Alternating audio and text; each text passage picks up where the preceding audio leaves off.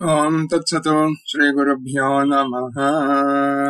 ప్రాణాలిచ్చేన ఇతరుల ప్రాణాలు కాపాడాలి అంటున్నాడు క్షేమేంద్ర మహాకవి తాను రచించిన చారుచర్య శతక వాన్మయం ద్వారా. పరప్రాణ పరిత్రాణ పరః కారుణ్యవాన్ భవేత్ మాంసం కపోత రక్షాయై స్వం స్యేనాయ దదోషిభిః. ఈ శ్లోకరాజమునకు గురుదేవుల ఆంధ్రవ్యాస ఏలూరిపాటి అనంతరామయ్య గారు అందించిన ఛందోబద్ధమైన పద్యానువాదం ఇది.